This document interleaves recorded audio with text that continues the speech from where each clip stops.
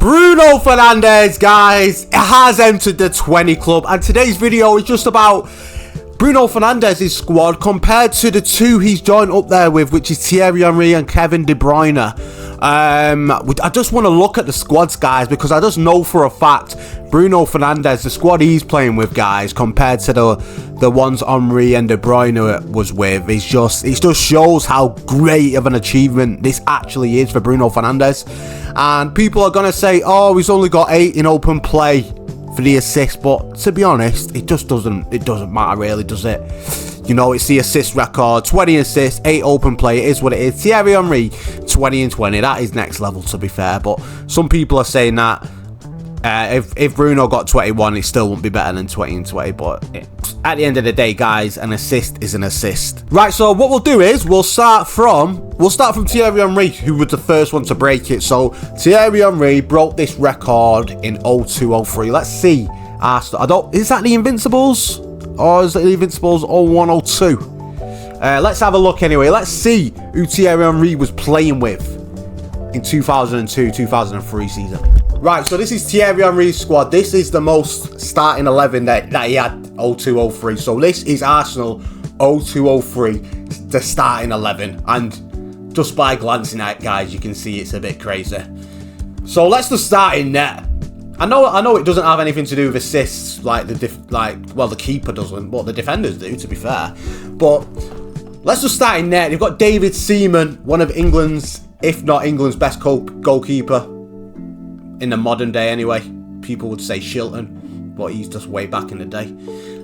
Left back, you've got Ashley Cole. This is probably prime Ashley Cole. So he's got a prime Ashley Cole left back. He's got Martin Keown. Martin Keown and Sol Campbell. What a duo.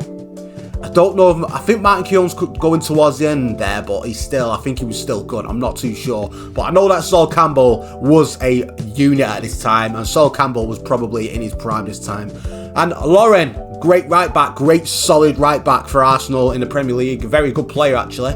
So the back four is just insane, really. It's a very, very solid back four. It's like an 8.5 out of 10. And you got the midfield, guys, which is kind of mad. You've got Gilberto Silva, who was a great player, great midfielder for Brazil and Arsenal, of course. Prime Vieira and a Pires. I don't know if Pires played centre mid. I don't know, guys. I actually don't know. I don't even think he played 4-3-3 back then. I'm not too sure, but this is just what it looks like. But these are the players that were on the pitch, basically. And to have Vieira, it would have been Vieira and Gilberto Silva holding, I think, and then I don't know. Pires was a right midfielder, so I'm not too sure. But having them three, do you know what I mean? That midfield three is solid as can be, guys. I mean, Robert Pires was so good. Like he was massive. He was like 6'1", 6'2". But yeah, what a player. And then the front three, guys. You've obviously got Thierry Henry drifting out to the left. You've got Bergkamp and Wiltord. So if you go back, guys, if you look at a few interviews, Thierry Henry has said numerous times that the best player he has ever played with is Dennis Bergkamp. And he's a bit before my time. I can't remember Dennis Bergkamp, but I just know. I know. Everybody knows Dennis Bergkamp. Everybody's seen that famous Dennis Bergkamp goal. Like, this guy was unbelievable, guys. Like an unbelievable footballer. So yeah, and Wiltord, I think was good. I think he played for Chelsea as well. But yeah, Wiltord up top as well is like, so that squad there, guys. Come on, what are we rating it? What are we rating this squad here? To be an attacker in this squad, what we rate? It's got to be like it's got a great defense. It's got a solid midfield. I'd say an 8.5 out of 10, guys. Yeah. 8 out of 10. Should we go 8 out of 10 maybe? 8 out of 10. Because you've got to think there's been so many good squads in the Premier League. So you've got to go 8 out of 10, I would say, yeah. So Thierry Henry was in an 8 out of 10 squad. Right, and now we'll go with Kevin De Bruyne, KDB. This is KDB's squad, guys. This could be higher, I think, in ratings-wise. I'm not sure, is this the Centurion squad or not? Let's have a look. Did he win the league? I'm not too sure, but let's just start. So Edison in there. Edison was in his prime here. People were saying like he's one of the best goalkeepers in Premier League history here because he's like he's the first goalkeeper that was like just like really good with his feet, like not just good with his feet, like Ederson borderline could play outfield, like he could literally play centre mid for some Premier League teams. So Ederson in net, great goalkeeper. Say what you want about him, but he's a good goalkeeper. And they got back three here. I'm not too sure how they're lining up here, but they've got a back three with Fernandinho, Otamendi, and Kyle Walker. I mean, is this what they were actually playing? This is not the formation, by the way, guys. It's just the way it's come out. I'm not too sure why it's like that, but yeah. So they've got Fernandinho, who for me is a great midfielder, one of the best DMs we've seen in Premier League. Otamendi, you know, he was decent. Otamendi was an okay player. Like, no, he wasn't okay. He was a good, solid centre back. Bit crazy, Argentinian and all that, but yeah, he was decent. And you got Kyle Walker, guys. Back then, Kyle Walker, is he in his prime there? 2019-20, I think he is around there. He's in his prime, his physical prime. Anyway, he's probably the fastest he ever is, and that's the biggest thing about Kyle Walker, his pace. No one could get past him because of how fast he was. Now we're going into the midfield, and this is where the midfield is quite nuts. You've got Kevin De Bruyne, Bernardo Silva, David Silva, and Rodri. So you've got a young Rodri, you've got a young Bernardo Silva, and then you've got probably a prime around their primes. Nah, that's not David Silva's prime. I think David Silva's towards the end here. I think this is when he had the shaved head, David Silva, but he was still sick. Let's not get it twisted. David Silva's prime is when he had the mop head, when he had the mop head. But I think here is when he had the skinhead. And then you've got De Bruyne, who just De Bruyne's still sick now for Napoli. So you just nothing to say about De Bruyne. He's just amazing. One of the best midfielders Premier League's ever seen. He's got himself into the conversation of Paul Scholes, Steven Gerrard and Lampard. There's now 4 of them, so and that's been the thing for years. So to push yourself in there just shows how great of a player you actually are. And then the front three for Manchester City, the weakest point here is Gabriel Jesus. Wingers wise, phenomenal, mate, phenomenal. Let's start with Mahrez. I rate Mahrez highly. I think he's such a good winger. So good to watch. One of my favourite left-footed wingers to watch, honestly. Just technically amazing. Like, so good. Like, one of the best touches. Him and Berbatov. Best touches I've ever seen. And to be on the same level as Berbatov in your first touch is saying something. And then Raheem Sterling, someone who I think's very underrated. I think he's one of the best wingers we've seen in the Premier League. Numbers-wise for Manchester City, he was absolutely... he was horrible, mate. He used to score all the time. Just little tap-ins, though. Just little tap-ins most of the time. But he was just always there. His vision to just be in the right place at the right time was next to none. Like, it was amazing.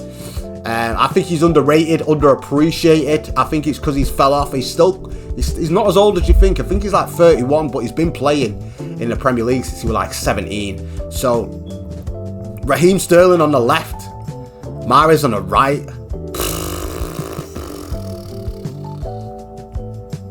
That is a solid team. It's just a bit better than the Arsenal one. Go about 8.6, 8.7. Go 8.7 for this one. I think it's just a bit better than the Arsenal one. So yeah, let's go to Bruno Fernandes. And now we've got Bruno Fernandes. I was looking back at that Arsenal team, by the way. I think maybe that Arsenal team was better than that City team. What do you guys think? I think the Arsenal team just edges it, actually. I'm going to change it. I'm going to say the Arsenal team is at 8.7 and the City's 8.5. I think Arsenal's defence and midfield, I look back there, I was like, Jesus Christ. But City's midfield was mad as well. But I think Arsenal just edges it. What do you think about them two teams? But now we're on to the main guy, Bruno Fernandes. This year, reached 20 assists with his squad right here. Laman's in there. I love Laman. I'm a Manchester United fan. I love Laman's. Probably the best signing of the season for me. He's just been amazing. So I love Lamans. I've got nothing bad to say about him. Diogo Dalot is, He's not that good. He's just Diogo Dalot is an average footballer. Let's be honest. Compared to what we're comparing we're comparing Dalot to Ashley Cole and Kyle Walker. So he's nowhere near any of them. Then you've got Euro. He's very young. He's like 19. What can you say about him? But we're comparing him to the likes of Martin Keown, Sol Campbell, Otamendi, Kyle Walker again, Fernandinho, I think, for some reason. They had no centre-backs in that City team. I think that City team was wrong. Luke Shaw, it's hard, Luke Shaw, and he's a good player, but he's just, since he broke his leg years ago, like, he was just in and out of injuries. I mean, he's a good player, but like I said, we're comparing him to Kyle Walker, Ashley Cole. He's nowhere near him, is he, guys? Come on. Got Amad Diallo. I'm having a really bad problem with Amad Diallo at the moment. He's going through a bad phase. I hope he can get through it, but he's quite frustrating to watch at the moment. So that's all I'm saying about Amad Diallo. And then you've got his midfield three, which is the best part of his team. Bruno Fernandes, Casemiro, and Kobbie Mainoo. And that is a solid midfield three. He's not got the legs with Cassie and Mainoo, but other than that, it's a solid midfield three. That's the best thing about this team, the midfield three. But again, we're comparing it to a midfield three of Vieira, Gilberto Silva, and Perez, and De Bruyne, David Silva, Bernardo Silva. I mean, if we're comparing it to them, it's nowhere near, is it really? Jesus, it's nowhere near. I mean, maybe if Casemiro's in his prime, but we've got an aging Casemiro, who's still amazing, by the way. I love Casemiro, but it's an aging Casemiro. It's not a prime Casemiro, so maybe. And you've got the front three, which again, guys, we're comparing it to some. This is what Bruno. This is the most important part of this assist thing. The front three. These are the ones who are scoring most of the goals. These are the guys you're feeding. Thierry Henry had Wiltord, Perez. I'll say Perez and Bergkamp. I'd say they were probably the ones who scored the most goals, the attackers that scored the most goals in that Arsenal team, other than Henry, of course. And then the Manchester City one, De Bruyne had Sterling, Jesus, and Mahrez in front of him. And Bruno Fernandes has got and Bruno in front of him, who's really struggled since he got back from the African Cup of Nations. Like really struggled. So he's had an average season, I would say. Strong start, but then middle to end, quite poor. Cunha, I think he has been really good this season. He's just added something different. I look at him, he's a Manchester United player. He picks up the ball and he just drives with it every single time. And that's what I love about him. That's what you need as a United forward. You need to pick up the ball, look up and just drive forward. And Cunha does that, and he's very good. So Cunha, for me, is the best out of the top three there. And then you got Benjamin Sesko, guys, who has started to... He's injured now, unfortunately. But he started to pick up. He started to score every single game. I'm really impressed with him. At the start, first few games, 6 games, he was a bit like a bit of like a lost puppy on the pitch. But now he's started to find his way, and goals have started to come into his game. And do you know what? I'm excited. He's only young. He's 21. I'm excited to see him next season. And he's been a big part of why Bruno was... I'd say him and Casemiro are a big part of why Bruno has got them assists, because I reckon them two have scored the most goals from Bruno's assist. But yeah, compared to them, the Arsenal and Manchester City team though, guys, it's just nowhere near, is it? And that just proves that Bruno Fernandes to level that assist record with two world-class great players, Hall of Famers in the Premier League, De Bruyne and Thierry Henry, just shows that Bruno Fernandes deserves to be up there whenever he finishes, because he's just been a bright light in a dark place for Man United since he's been here, since 7 years, I think he is, and he could have got in any team. And I don't care what anybody says, Bruno Fernandes could get in anyone's team, and I'm just really glad he's a Manchester United player. And I had to do this video just to really show the light and what he's actually done, bro. It's such a good achievement, and I don't care that it's only 8 from open play, because he's just an amazing player. So yeah, let us know what you think. Do you think the Arsenal squad seems the best. Do you think the Manchester City squad's the best? You might even think this United squad's the best, but I highly doubt it. So let us know what you think, and yeah, peace.